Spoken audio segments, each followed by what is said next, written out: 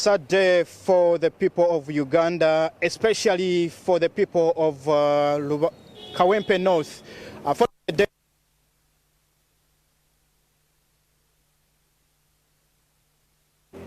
Ssegirinya, who has...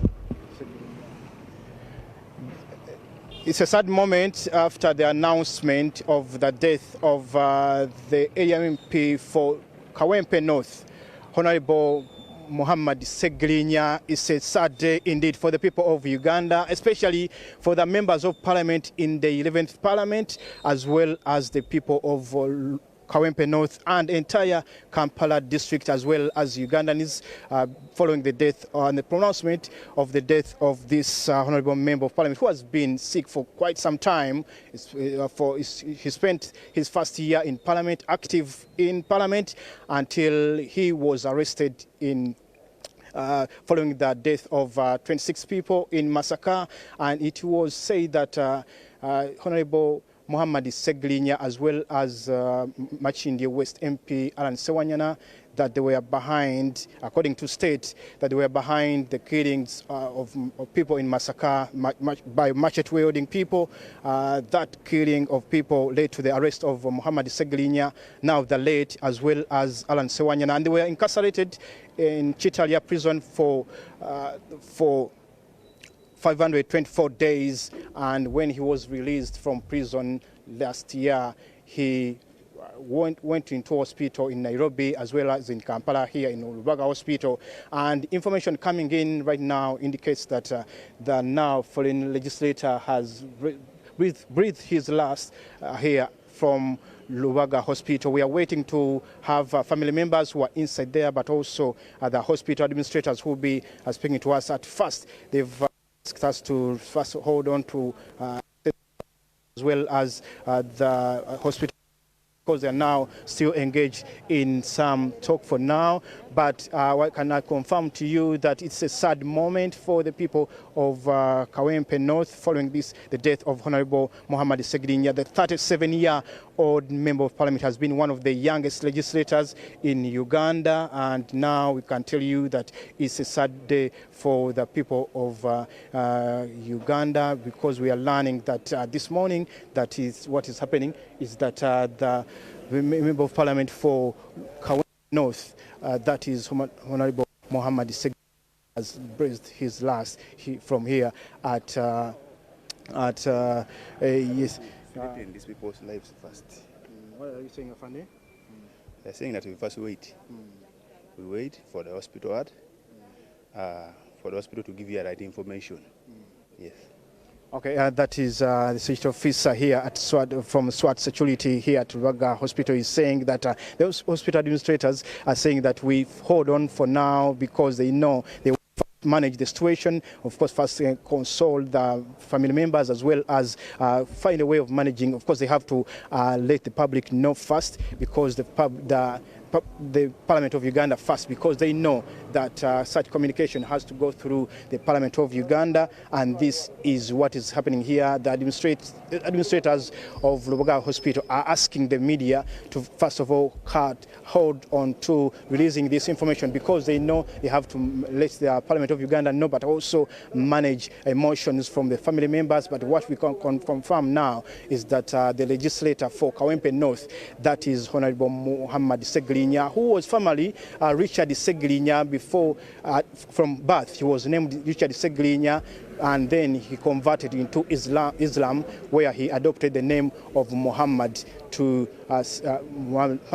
be named Muhammed Ssegirinya. The 37-year-old legislator has breathed his last here at Lubaga Hospital this 9th day of January 2025. This sad day for Kawempe North, sad day for Kampala and Uganda. We know that Ssegirinya studied journalism from Datamine Technical Institute, but also holds a certificate in urban planning. He's this Ssegirinya, who was also known as Edobozie Chebando during his heydays at KCC as a councillor there, before picking a ticket for National Unity Platform, in which he contested as the MP for Kawempe North, and that ticket also led him to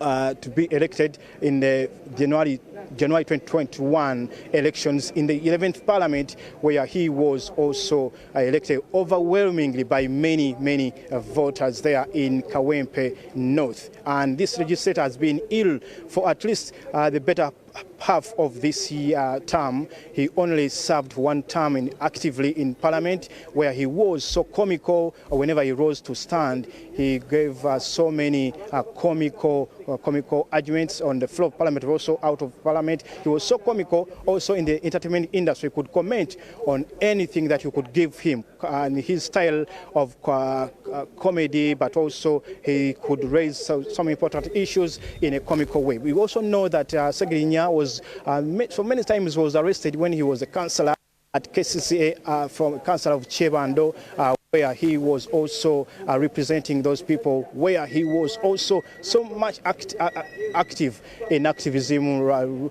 For example, I remember him with that time when he carried the TV sets moving towards Uganda Communications Commission when he was protesting the digital migration. He was saying that many people are going to lose out because this came with a cost. The digital migration came with a cost, and many people are going to be left out with this kind of arrangement. And many people also came up and supported him whenever he would rise up and do some activism and rally and trying to demonstrate on the streets of Kampala. He could as well be received with so many relations and so many other people joining him. Those were days when he was still a councillor. We also saw him doing the campaigns for Robert Kyagulanyi Ssentamu. He was active there trying to run around, leaving his car and also getting onto the truck to run as well, run with other people coming towards the people of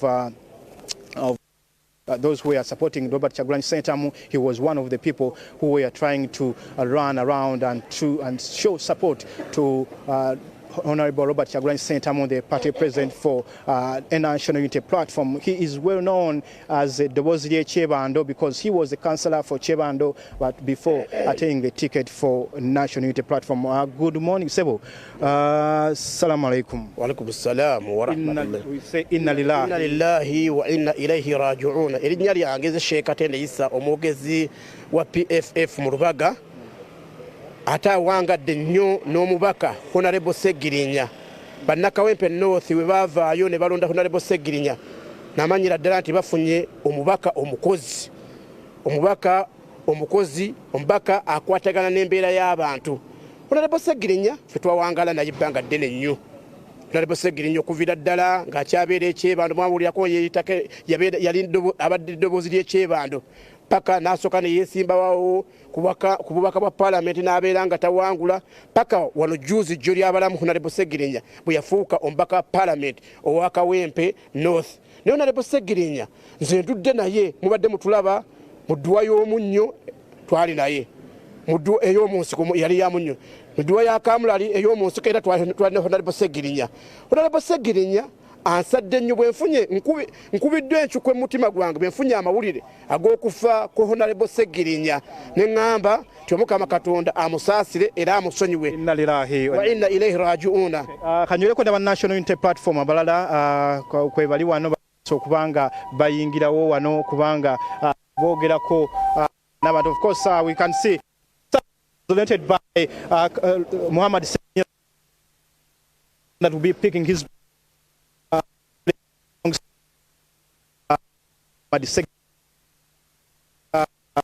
with one of Honorable Robert Kyagulanyi Ssentamu, the Honorable Member of Parliament for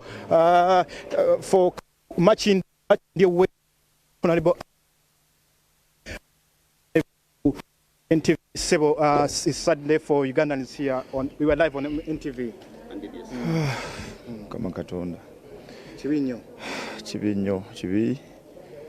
Chibinyo mawulire gannaku. Ssegirinya tewalifudde mu kaseera kano. Ssegirinya twali tulina sitole nnyingi ez'okutegeeza bannayuganda. Ssegirinya twabonaabona Mukama Katonda takuwadde mukisa kusobola kweyagalira mu bulamu bwo Mukama Katonda. Ennaku ebisoma 5 nga muli mu kkomera.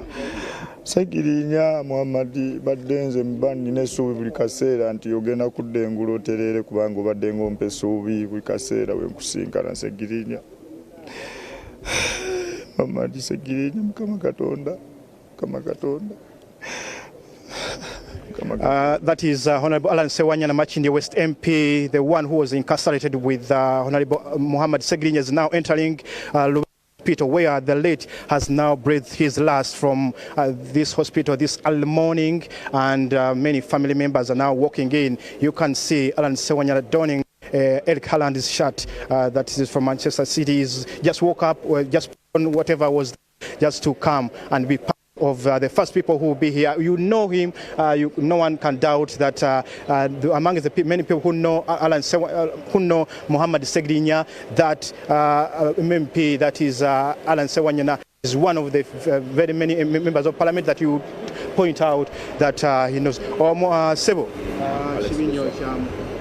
Kibinyo ekya muganda waffe Honorable Muhammed Ssegirinya, kubanga nga bwe mukimanyi obulungi nti byonna tubikoze nze olunaku olw'eggulo. For this moment, let me first of all engage the general for now. Council Lewis Lubangoya, Honorable Muhammed Ssegirinya, can you confirm to the public that the Honorable has lost his life for now? Well, we are here at the hospital. We were called this morning by the mother of Honorable Ssegirinya Muhammad, who informed us that he has passed on. As you know, he has been here in ICU for some time now. We've been in touch with the family. It's very, very unfortunate news, but we are here waiting to get the final word from the doctors. But it's very, very unfortunate news. So far, from what we see, it's very unfortunate that he has lost his life after such a long struggle. Yeah. As a National Unity Platform, how will you remember Honorable Muhammed Ssegirinya? Of course, Honorable Muhammed Ssegirinya has been a fighter. He has been a fighter, has been one of us. He has been one of those who speak the truth for what it is. So it's unfortunate, but we are going to communicate to the country officially in the coming days. Thank you so much, Honorable Council Lewis Lubangoya.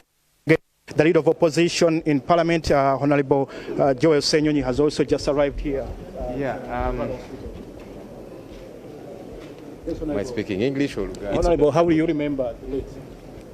It's very unfortunate, the news that we have gotten this morning. I was at Parliament chairing Shadow Cabinet, and then I got a call. I spoke to the mother of the Honorable Muhammed Ssegirinya, who confirmed to me that he has passed on. It's very, very saddening. Honorable Muhammed Ssegirinya got a little bit worse in the past couple of days. He was brought here, and in engaging with the doctors and families, it was agreed, the doctors advised us, let's make sure no one accesses him to avoid getting infections, because his situation had become dire. So we agreed with the family, as the doctors have guided, no one should visit and so on, so that he didn't catch those infections. And the updates we kept getting, it was a struggle as if he would improve, and then bits of setbacks and so on. So this morning we got that very, very unfortunate news. When I spoke to the doctors, they told me, well, all the organs have pretty much shut down. They said they're waiting to themselves do the pronunciation, but yeah, clearly that's what it is, because the mother has also got a briefing from other medics. So it is sad that our colleague has passed on. It's very, very, very sad morning. How would you remember your colleague as the leader of opposition, but also your member of National Unity Platform? Honorable Ssegirinya was a very practical leader. Very, very practical. You know, sometimes we imagine leadership is about speaking too much English, wearing nice suits, and so on. That wasn't Honorable Ssegirinya. He was very practical. He would go to the ground, connect with the people, and that's the kind of leader that he was. He was a grounded leader, a community leader. So we shall very much miss that element. We know that at the time of his death, he still has a case with Alan Ssewanyana in court. How will you take on that case? What does his death mean for this case? Well, as a lawyer, but anyway, you don't even need to be a lawyer, because if there's a case on your head and you're out of the picture, the case does collapse. So that's now to do with the case in court. Yeah. Thank you so much, Honorable. Honorable Katumuleka agende maaso agenze eri okulaba yingidde mu kasenge omubiri gw'omugenzi Muhammed Ssegirinya omubaka wa Kawempe North wegugalamiziddwa for now. Mu kaseera kano abakulira ekibiina kya National Youth Platform omuli kuli oluvuganya government mukulu Honorable Joel Sonyonyi omubaka wa Nakawa West amaze okutuuka ku ssane ssabawandiisi w'ekibiina ekya NUP omukulu Lewis Rubongoya kussa n'abamu ku bamemba bannafamily eya omugenzi kati Muhammed Ssegirinya eyali Richard Ssegirinya nga yakazaalibwa. Embeera waliweri nizo okutegeeza nti esanso okuba ekinyikagobe abantu ab'enjawulo kanjala kwogerako n'omukulu ono kubanga amanyi nnyo mukulu Muhammed Ssegirinya muli driver we angambe embeera kati weri kyali nzibu ddala but for now wakyenza okutegeeza nti abantu ab'enjawulo muli abakulembeze ab'enjawulo abaka ba parliament andabye omubaka wa Machindye West Alan Sewanyana ono nno ye yasibwa ne Muhammed Ssegirinya okumala ennaku 524 nga bali mu kkomera oluvannyuma lw'okukwatibwa nga gavumenti bavuguddeko emisango egyekuusa ku kita abantu ekyali e Masaka omwali abantu 26 battibwa nga bakozesa ebiso.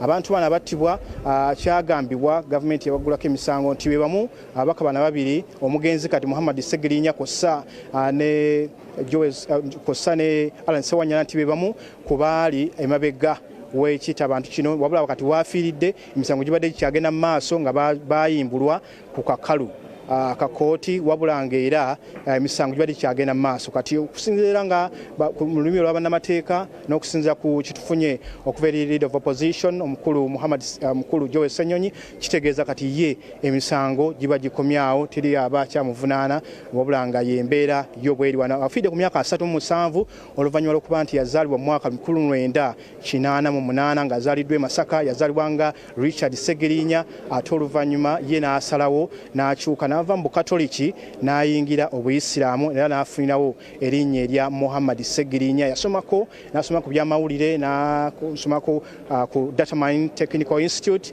era awo we yava n'ayingira n'abagala nnyo ebyamawulire. Mbadde mumulaba nnyo ku YouTube ng'alina abantu bangi abamugoloberera okubanga okwagala kino okw'amawulire kwe yadde alina nga kwamuwaliriza nnyo okuba nga atandikawo omukutu ogwo gw'empuliziganya gwe nga YouTube naba nga kwasinza okuwa obubaka bwe naddala obubaka obubanga bwoyinza okuyita Activism kulanga ayitawo enkyukakyuka ekyamuwaliriza n'okuyingira ekibiina ekya National Youth Platform ng'ava mu kisinde kiri ekyali kikulemberwa Elias Lukwago Munodi wa Kampala ekya TJ Transition Justice ekyo kyali alimu nnyo nga ebiseera bye nga yayingirira n'ebyobufuzi ng'ali nga kansala wa Kyebande kubanga nnyo amasimu ku radio ekyamu ettutumu ennyo abaawulizanga nnyo CBS mwamuliranga nnyo ng'akuba amasimu ku CBS mu mikutu egy'enjawulo nga y'omu nga yeeyita eddoboozi ly'ekyebando.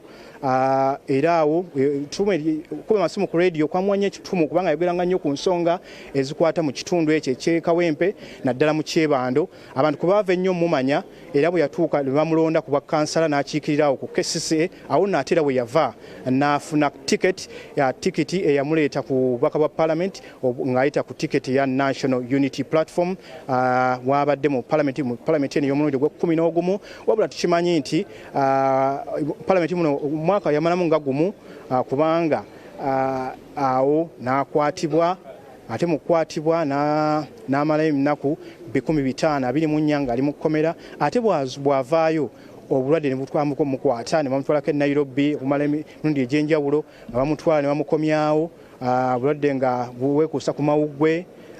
Ekituufu ekiddala ekimuviiddeko okufa tugenda kuba kitegera okuva mu basawo wano ku Lubaga Hospital waafiiridde enkyayo olwaleero ng'ennaku z'omwezi 9 omwezi gwa Gatonnya mwaka 2024 naye nga tukimanyi nti afiidde ku myaka 37 ate nga abadde ajja abeera mu ddwaliro n'afulumizibwa n'azzaako. Naye era nga omanyi nti mukulu Muhammed Ssegirinya addagala nnyo ebyamawulire ngenda kwogerako ne bano bannamawulire badde bakola nnyo naye abamumanyi ono ye Muhammed Ssegirinya byaye bagiranga omugagga Sende oku CBS badde mwagala nnyo mubeera nnyo ne Ssegirinya mujjukirako kijjo gwe Ssegirinya.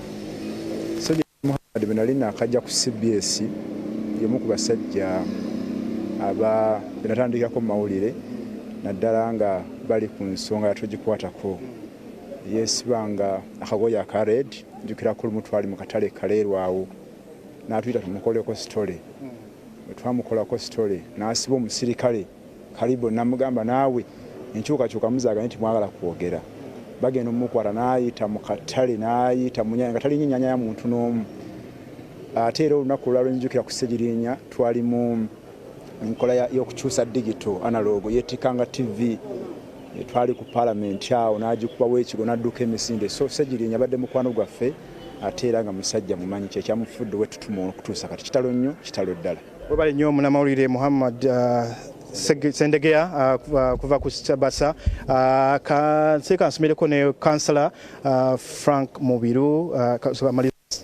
banange no kansala wa Lubaga wali ku KCCA atenga manyi mu National Unity Platform mbadde Ssegirinya mbadde mbeera nnyo naye ku campaign trail mbadde mbeera nnyo mu bintu ebyenjawulo Frank Mubiru kansala KCCA ogenda kujjukira otya munywanyi wono Linnya nze James Mubiru Lord Councillor wa Lubaga North mu kitundu kino mwe tuli eddwaliro mwe liri kyannaku nnyo ekya muganda wange Honorable Ssegirinya tutambudde naye mu byobufuzi okumala ebbanga ddene Ssegirinya twali naye mu campaign trail nga ntambulira mu mmotoka ye Ssegirinya nga ne mu hotel gye nasulangamu nga tuli ku campaign trail nga ssente ezo yazisasula Ssegirinya twagenda e Nairobi okumujjanjaba nga tulaba waliwo essuubi nti Ssegirinya agenda kuba adda engulu n'ava e Nairobi mu Aga Khan n'akuma mu Uganda emabegako wiiki ewedde najja no Ssegirinya ne mulaba nga waliwo hope nti Ssegirinya agenda kuwona naye kyannaku nnyo nti Ssegirinya omulwanyizi w'eddembe atalidde mu nsirukwe ate alimira ku mazima eyasalawo okuweereza banna Kawempe ne ssente ze zonna kyannaku nnyo nti Ssegirinya atugenzeeko mu kaseera kano akazibwa ennyo kitalo nnyo ddala kitalo nnyo kasembayo Ssegirinya badde abeera nnyo ku ground nga ne bw'aba ali mu campaign trail ava mu mmotoka ye n'adduka n'omulaba nga adduka takoowa kimanyiddwa ennyo mu banna NUP mmwe mumanyi mulimu kosa foot soldier badde yeeyisa nnyo mu ngeri ya foot soldier nga tugenda mu kaseera kano ak'ekweteekerateekera ebyokulonda omuntu ng'ono adde alobeebwa ennyo ku campaign trail newankubadde abadde honorable ku kansala Lord Councillor adde abeera MP ng'ayisa mu ngeri eyo mwe kigenda kuleka dibu ki eri ba foot soldiers ekisooka dda Ssegirinya abadde afiira ddala ku muntu wa bulijjo okutandika ku ba foot soldier Ssegirinya nga ekintu ekikwatagana ne foot soldier abawagira n'omutima gumu abantu b'Ekawempe bajja kunjulira ba foot soldier abasinga bonna ovulo ze balina ze bambala Ssegirinya ezibagulira Ssegirinya abadde yeerekereza n'abadde omulwadde era alina abantu babadde aweerera mu Kawempe abadde alina abaana baweerera Ssegirinya abadde alwana okulaba nti n'eddwaliro lye alizzaawo mu maanyi tukimanyi nnyo Ssegirinya omubaka yasookera ddala ogula ambulance nga yakalayira kubwa parliament Ssegirinya atandikawo Ssegibox ng'agenda awo abantu okuba nti abantu basonda ssente ng'abantu abencouraginga ng'abantu ayamba ebibiina by'abakyala njogera ekindeke ki talina gwabadde tayamba naye kyannaku nnyo Ssegirinya bali bagabako mbu teyasoma naye nze kennyini nze yawandiisa Ssegirinya nga Ssegirinya alina ebipapula byonna era yagamba naye nkule Honorable Mubiru nsakira banina abantu bagamba mbu saasoma Ssegirinya nga alina ebitabo Ssegirinya yadde okusoma abadde kati ng'akola degree abadde ku degree abadde musajja muyivu naye nga Ssegirinya nga tosobola tegera oba akunyigidde oba nga Ssegirinya tanyiiga Ssegirinya abadde tanyiigira muntu yenna ng'abamukola obubi bonna asigala abaagala naye kitalo nnyo ddala Mukama agumye famire Mukama atugumye ate Mukama agumye ab'Ekawempe kitalo nnyo kitalo ddala kyekigambo kati ekiri ku mimwa gy'Abannayuganda bangi naddala abo abawangalira mu kitundu ekya Kawempe North omubaka ono gy'abadde akiikira mu Parliament y'omulundi ogw'11 of course we send our condolences to the Speaker of Parliament to the members of Parliament to the members of the opposition to the members of government. We say condolences here to the people of Kawempe, Parliament of Uganda and many other people. Sibo manyikiddwa nnyo mu lulimi ekyo lugamba foot soldiers abadde Ssegirinya basebo ne banyabo kitalo nnyo ekya mukwano gwange Honorable Muhammed Ssegirinya. Mwenna mukimanyi bulungi mu bulamu buno tubadde tuwangaala ne Ssegirinya. Ssegirinya yali yava okubeera munnabyabufuzi n'afuuka mukwano gwaffe. Tubadde okuva lwe yava e Nairobi ne tumuzza ennaali awo wabadde awangaalira nga tumujjanjaba. Ne tulowooza nti Mukama oba Allah amwongedde obulamu, naye embeera y'obulamu bwe nebeera nga ekyukakyuka. Honorable Muhammed Ssegirinya yafiiridde wano essaawa zibadde ziwera 11 n'ava mu bulamu bw'ensi eno. Era ebbanga lye tubadde naye mu kaseera kano abadde nga obulamu bwe alinga abakabo basi. Naye twagala okugumya bannayuganda ne bannakawempe. Ssegirinya akoze, era Ssegirinya tagenda kusiibulwa nga abantu aba bulijjo. Tujjukira bulungi yakola eddaame, era mu bigambo bye ng'ebimu birina ku intaneti. N'agamba nti nze bwe ndiba nvudde mu bulamu bw'ensi eno munsiibulanga lwakuba ye yayogera ennaku zaalinga mu 67. Naye kye tusaba bannayuganda akaseera kano kwe kulaba nti tusabira mukwano gwange Ssegirinya. Ssegirinya akoze ebintu, yayamba omuntu w'owansi. Ssegirinya yayamba okulaba nti abannayuganda naddala ab'omwasiriza abasaasira. Wafiiridde ng'obulamu bwe abeera ayogera alooza ku bannakawempe naye tekisobose. Nga mumira nsanafu nakyo oyigidde ku Ssegirinya bulamu bwe ng'ejja gyayisaamu ebyobufuzi yakolamu ebintu byemu eby'enjawulo ddala gwe nga munnabyabufuzi era. Kati nze munnabyabufuzi Ssegirinya y'omu ku bammenta bange era mwamulabanga ne kuggulawo amalwaliro n'agamba Katongole genda oggulewo eddwaliro lyange. Ne muddiggalawo mu kkomera ffe be yayita n'atugamba eddwaliro liganya okusasulwa.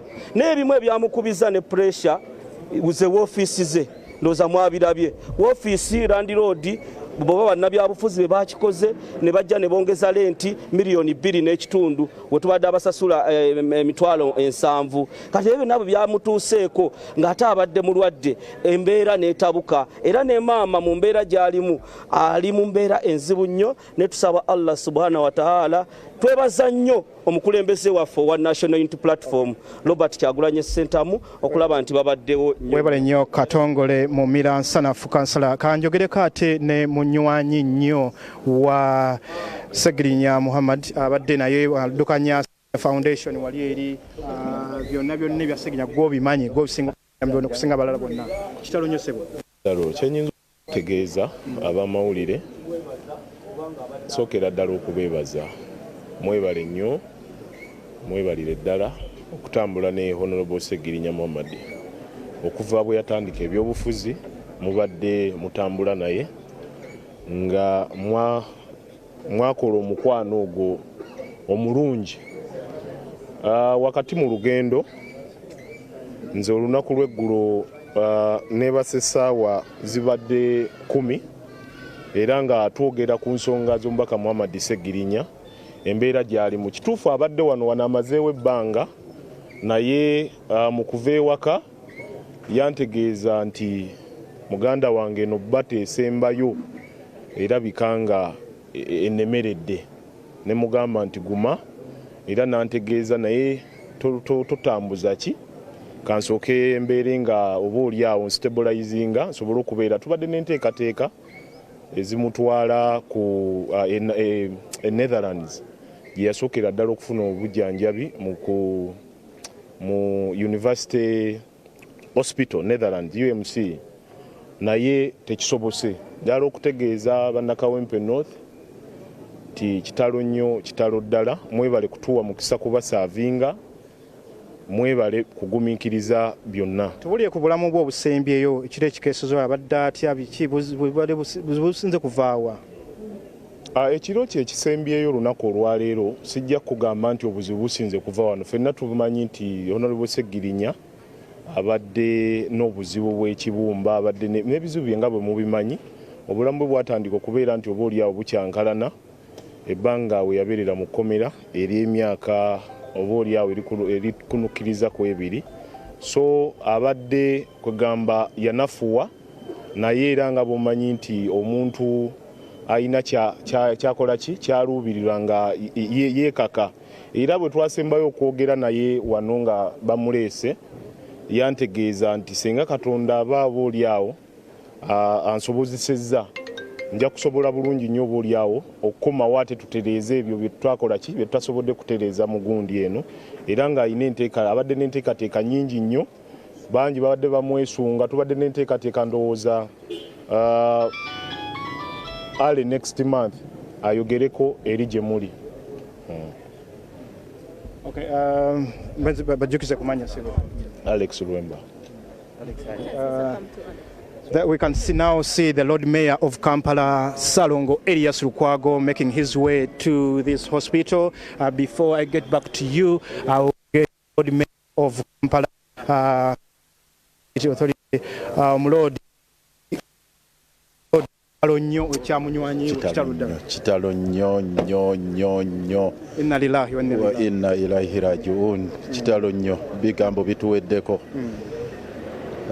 munamuddu munnoge namujjukira agenze nabadde wane ennaku ntono nnyo emabega ne tubeera ne maama we nembeera n'abasawo okulaba kyekyokola ng'ali mu ICU nenjogera n'abasawo ebigambo bingi byesinza kuddamu akaseera kano nze gwe badde bakkiriza mu babadde bajja okugendayo mu ICU mulabeko tusalire wamu amagezi naye ebitengo ne binkwata ne bagamba ayogera tayogera ategeera nti tategeera bagamba ali mu critical condition ne bagamba nti tusale amagezi nga tuli eno bweru naye sigenda kuyingira mu ICU. Sawa eno wandibadde na mu kooti ku Dr.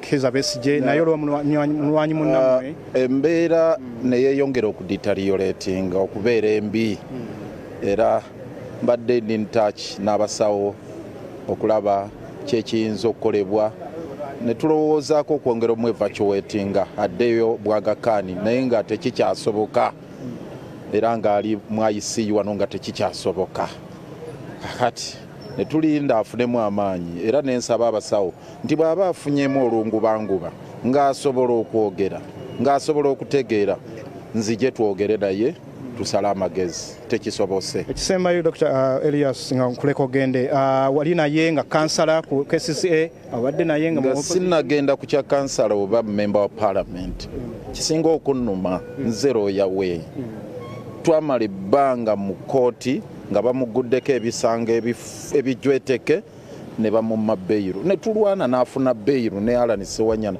ne baddamu ne bamukwatira ekigo mu mbeera enzibu ennyo nga bwe mwagiraba Ssegirinya n'atwalibwa emulago twatuuka ku emulago ng'ali ku mugo gwa ntaana gwennyini abasawo ne bakola alipoota ez'enjawulo waliwo medical superintendent owa prisons yakola alipoota Kakoraki yakola alipoota n'agiwa ne speaker wa parliament n'abagamba bannange mukole kyonna ekisoboka mujje Ssegirinya mukomera agende mu ddwaliro agenda bafiirako mukomera eripoota eyo musawo wa gavumenti naye era alipoota ne bagiziimuula tugenda okulwana okumaliriza okufuna beiru ku Ssegirinya ng'obulamu bwe bukeeye okutandika okulwana malwaliro wuyo agenze Nairobi wuyo agenze Ruddawa ng'embeera etabusenga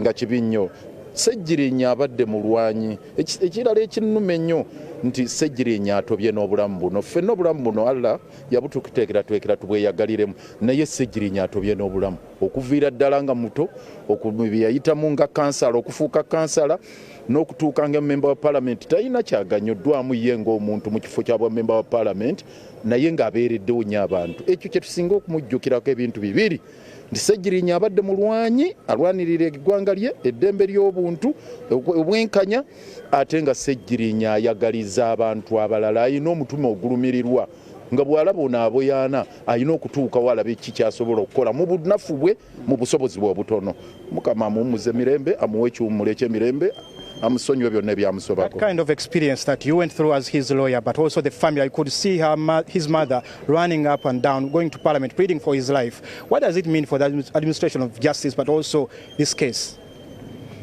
It's a message to Mr. Museveni and his team. You see, we have a constitution, we have a Bill of Rights. Even if you have issues with somebody and they are facing charges, they must be protected. Life is paramount. You must guarantee that even if they are facing a trial, they are at liberty to access medical attention. They are at liberty to get whatever facilities they need to be strong, to be alive. But we realized actually they were condemning Ssegirinya and Ssewanyana to death.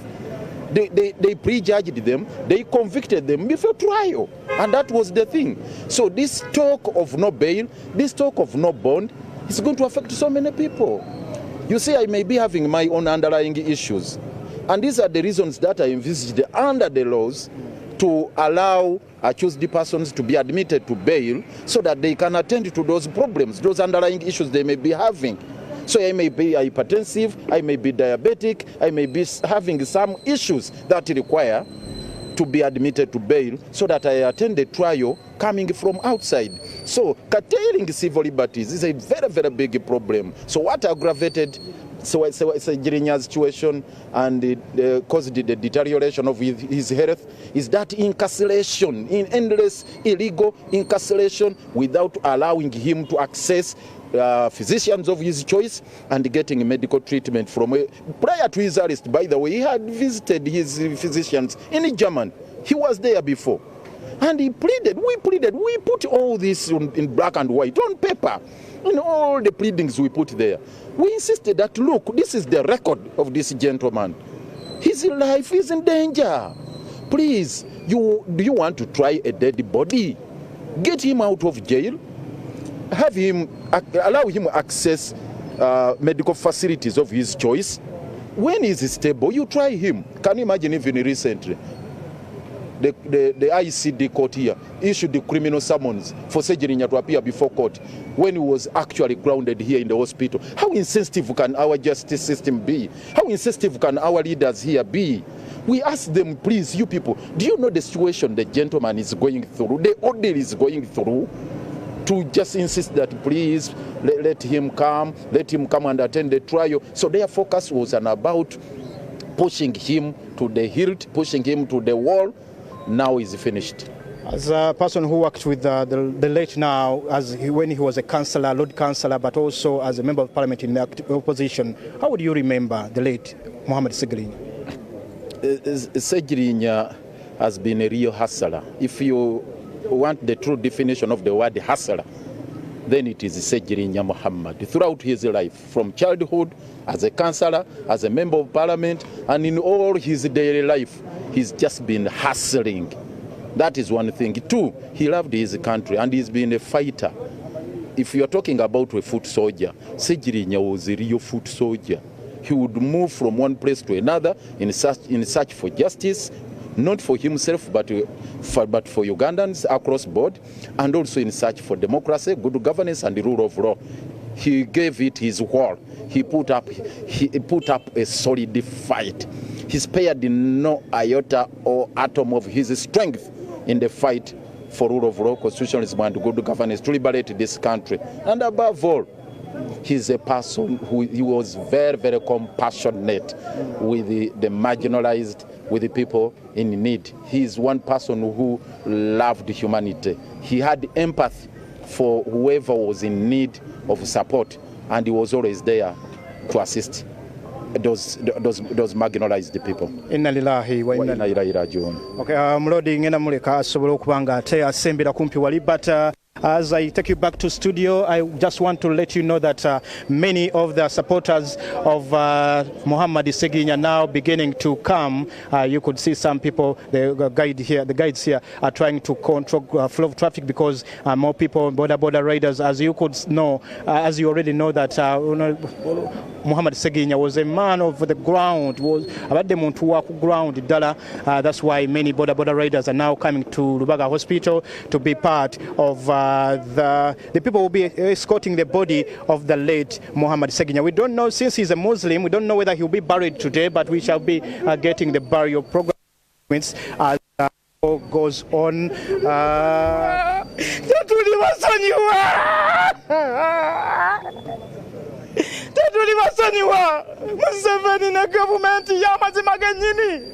One of them is here at Lubaga Hospital.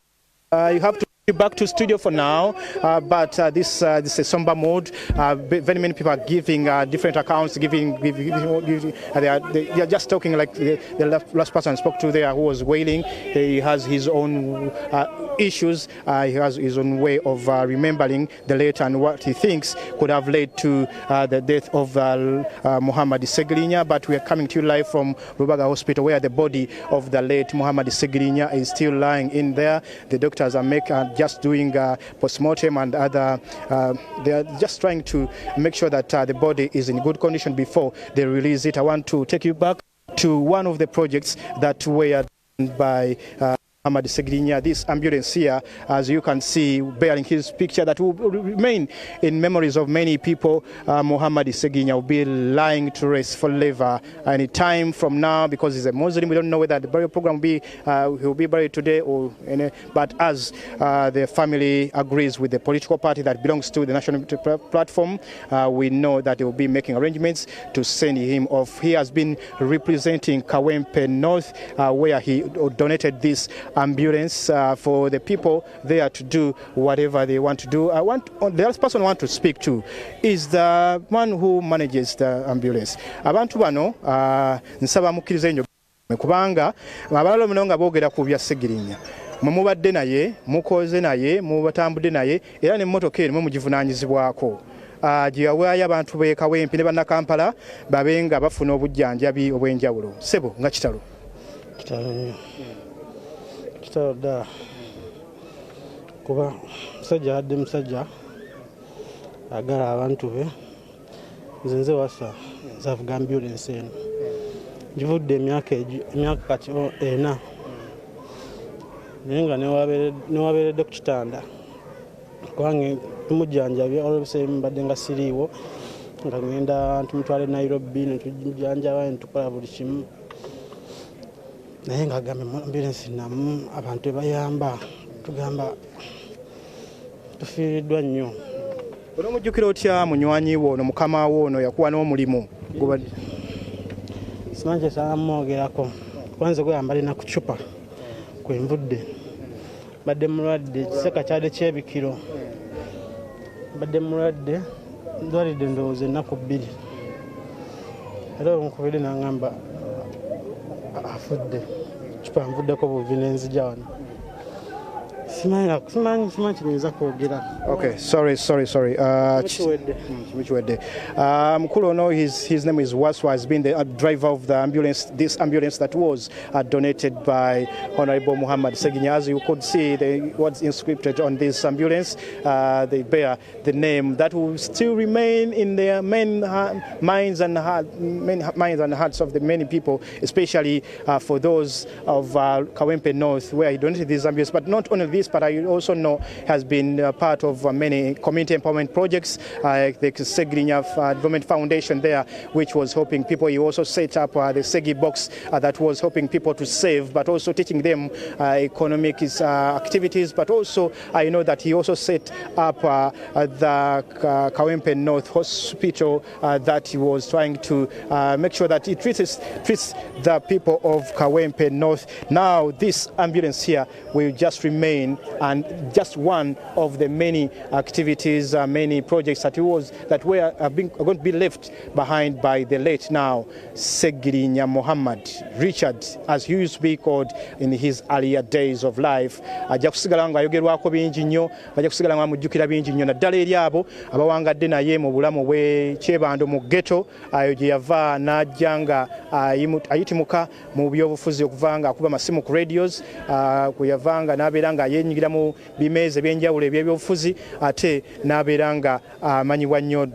Rest in peace, Muhammed Ssegirinya. May your soul rest in peace. I know it's a sad moment for the people of Kawempe, but also the people of Parliament, people of Uganda, people of National Unity Platform, opposition members of Parliament, and those who were friends and supported by Muhammed Ssegirinya here. May his soul rest in peace. I say, Inna Allahi wa inna Allahi raji'un.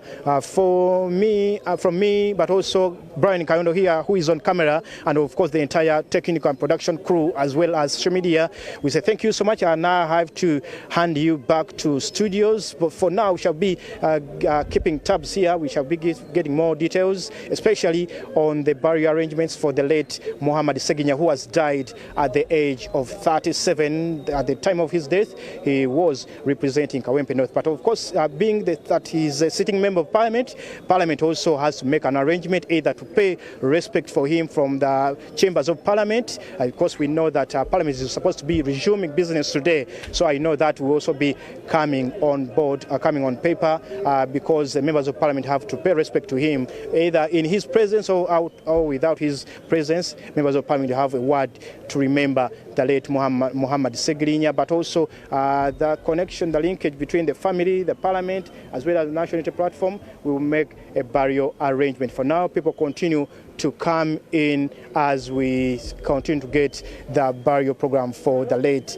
Muhammed Ssegirinya. Kawempe North MP, Edobozi Liechebando, rest peace. For now, I take it back to studio for Masuzemutia, because programming has to continue as is programmed here at NTV.